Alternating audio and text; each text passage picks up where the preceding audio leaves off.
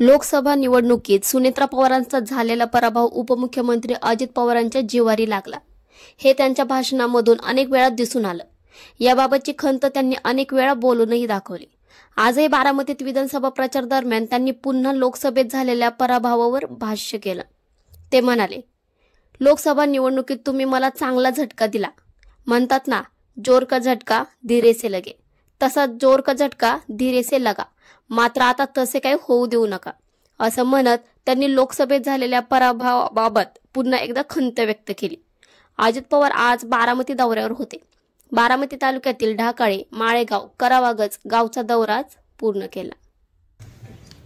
बऱ्याचदा माझे लोक म्हणतात की दादा तुम्ही इतकं झटपट काम करता की त्याची किंमतच राहत नाही. काही जण म्हणले तहान लागायच्या आधीच पाणी देतात, त्याच्यावरच्या पाण्याचं तहान लागली जरा इकडे तिकडे त्याला हालचाल करून दिल्यावर पाणी दिलं. यांनी मला पाणी दिलं, तहान लागली की तहान लागायच्या आधीच पाणी दिल्यावर तहान पण लागायचा प्रश्न नाही आणि त्या पाण्याचीही किंमत नाही. असं होऊन देऊ नका. माझी सगळ्यांना विनंती, लोकसभेच्या निवडणुकीच्या निमित्तानं चांगला झटका दिला.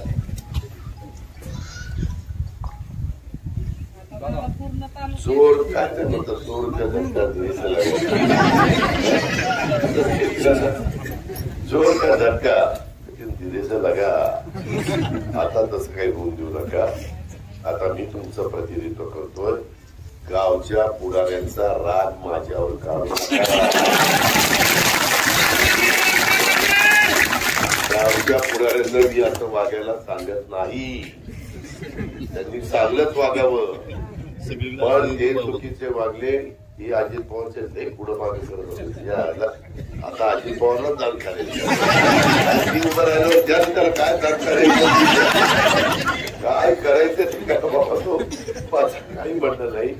पण तो राग किंवा तालुक्यातल्या पुढाऱ्यांवरचा राग असेल तर, नसेल तर सोडून द्या. पण तो पण असेल तर तू मला काही काढू नका. ही माझी तुम्हाला बांधवांना विनंती, माझ्या सगळ्या सहकार्यांना विनंती. काम करताना